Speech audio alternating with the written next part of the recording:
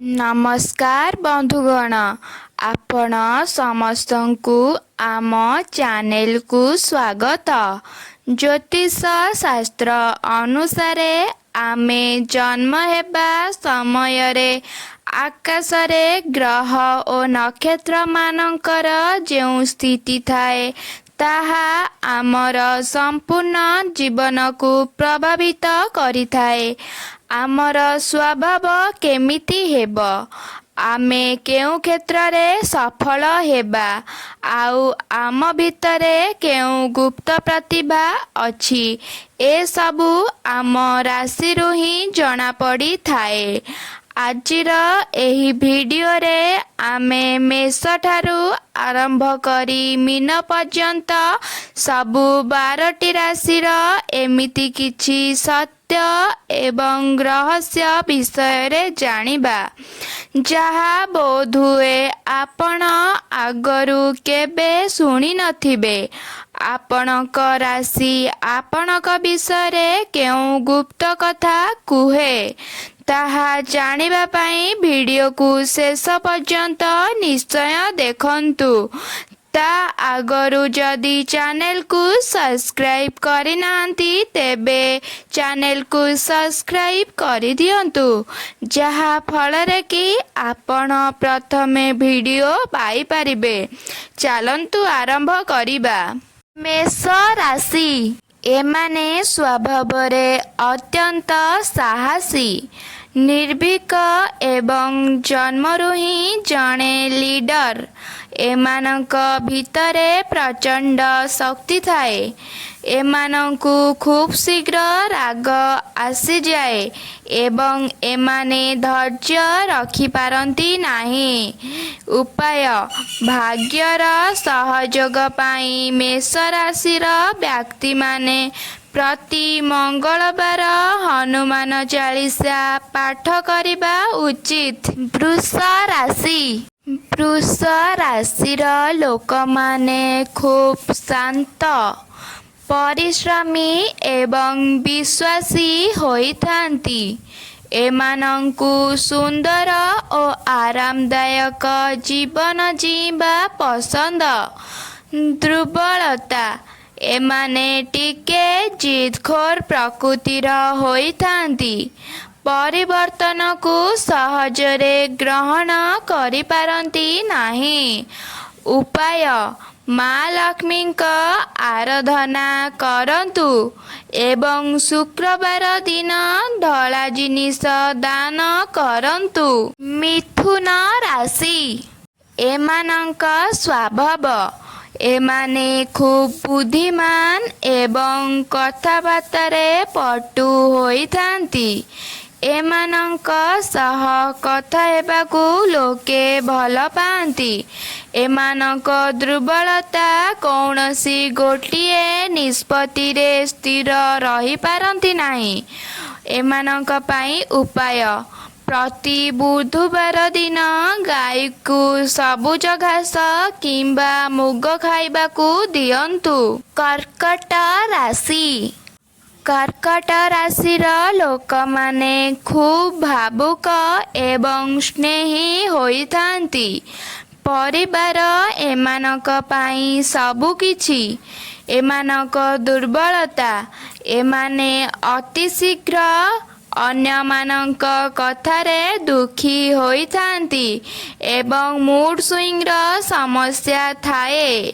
एमानक पाई उपाय प्रति सोमवार शिवलिंग रे जल अभिषेक करंतु। सिंह राशि एमाने राजाक भली जीवन जीवाकू भल पांती।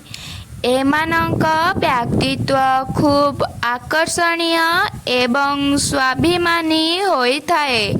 एमानंक दुर्बलता अहंकार एवं प्रशंसा पाइबार अत्यधिक इच्छा एमानंक दुर्बलता। एमानंक पाई उपाय प्रतिदिन सूर्य देवतांकु जल अर्घ्य अर्पण करंतु। कन्या राशि एमाने प्रत्येक काम को खूब निखुण भावे करने भल पाती। ଏମାନଙ୍କ ବିଶ୍ଳେଷଣ ଶକ୍ତି ବହୁତ ଭଲ।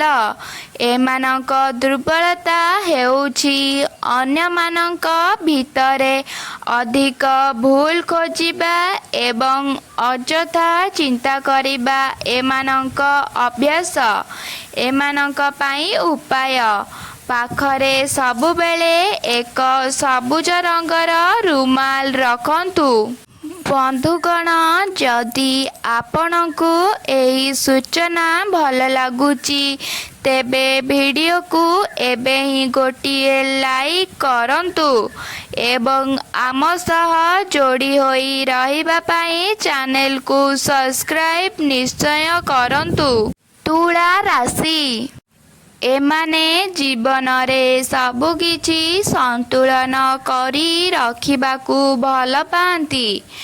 ଏମାନେ ନ୍ୟାୟପ୍ରିୟ ଏବଂ ଶାନ୍ତିପ୍ରିୟ ହୋଇଥାନ୍ତି। ଏମାନଙ୍କ ଦୁର୍ବଳତା: କାହାକୁ ମନା କରି ନପାରି ଏବଂ କୌଣସି କାମରେ ଶୀଘ୍ର ନିଷ୍ପତ୍ତି ନେଇ ନପାରିବା। ଏମାନଙ୍କ ପାଇଁ ଉପାୟ: ଶୁକ୍ରବାର ଦିନ କୌଣସି ଗରିବ ଲୋକଙ୍କୁ ଚାଉଳ କିମ୍ବା ଚିନି ଦାନ କରନ୍ତୁ। ବିଛା ରାଶି: ବିଛା ରାଶିର ଲୋକମାନେ ଖୁବ୍ ରହସ୍ୟମୟ ହୋଇଥାନ୍ତି। ଏମାନଙ୍କ ମନ କଥା ଜାଣିବା ସହଜ ନୁହେଁ। ଏମାନେ ଅତ୍ୟନ୍ତ ସ୍ପଷ୍ଟବାଦୀ। ଦୁର୍ବଳତା: ଏମାନେ ଖୁବ୍ ଶୀଘ୍ର ସନ୍ଦେହ କରନ୍ତି ଏବଂ ପ୍ରତିଶୋଧ ପରାୟଣ ହୋଇପାରନ୍ତି। ଏମାନଙ୍କ ପାଇଁ ଉପାୟ: ପ୍ରତିଦିନ କିମ୍ବା ମଙ୍ଗଳବାର ଦିନ ହନୁମାନ ଚାଳିଶା ପାଠ କରନ୍ତୁ। ଧନୁ ରାଶି: ଏମାନେ ଜ୍ଞାନୀ, ଆଶାବାଦୀ ଏବଂ ସ୍ୱାଧୀନଚେତା ହୋଇଥାନ୍ତି। ନୂଆ ନୂଆ ଜାଗା ବୁଲିବା ଏବଂ ଶିଖିବା ଏମାନଙ୍କୁ ଭଲ ଲାଗେ। ଏମାନଙ୍କ ଦୁର୍ବଳତା: ଅତି ସ୍ପଷ୍ଟ କଥା କହି ଅନ୍ୟକୁ କଷ୍ଟ ଦେବା ଏବଂ ଅତିଶୀଘ୍ର ବୋର୍ ହୋଇଯିବା। ଏମାନଙ୍କ ପାଇଁ ଉପାୟ: ଗୁରୁବାର ଦିନ କପାଳରେ ହଳଦୀ କିମ୍ବା ଚନ୍ଦନର ତିଲକ ଲଗାନ୍ତୁ। ମକର ରାଶି: ଏମାନେ ଅତ୍ୟନ୍ତ ଶୃଙ୍ଖଳିତ। କ୍ୟାରିୟର ଏମାନଙ୍କ ପାଇଁ ସବୁଠୁ ଗୁରୁତ୍ୱପୂର୍ଣ୍ଣ।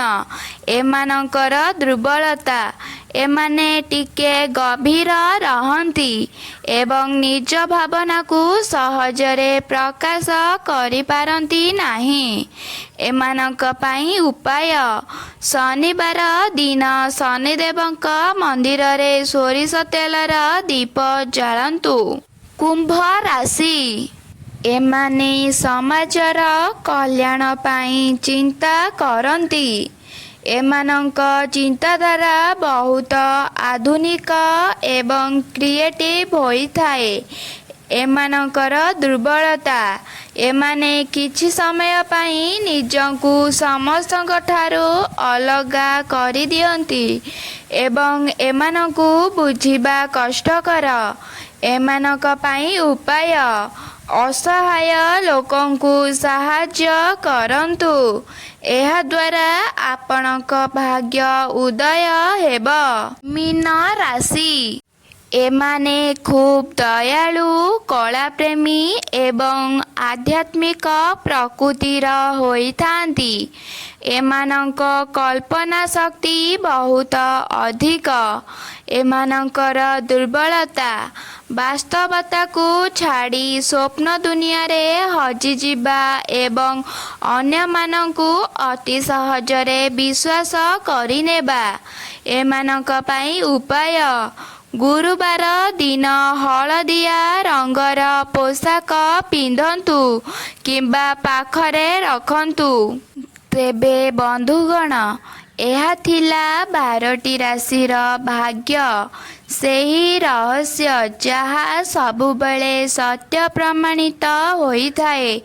ଆପଣଙ୍କ ରାଶି କେଉଁଠି ଏବଂ ଏହି ସ୍ୱଭାବ ଆପଣଙ୍କ ସହ କେତେ ପ୍ରତିଶତ ମିଶୁଛି ଆମକୁ କମେଣ୍ଟରେ ନିଶ୍ଚିନ୍ତ ଜଣାନ୍ତୁ ଏବଂ ଚ୍ୟାନେଲକୁ ସବସ୍କ୍ରାଇବ୍ କରିନଥିଲେ ଚ୍ୟାନେଲକୁ ସବସ୍କ୍ରାଇବ୍ କରିଦିଅନ୍ତୁ ଏବଂ ନିଜ ସାଙ୍ଗ ପରିବାର ଲୋକଙ୍କୁ ସେୟାର କରନ୍ତୁ।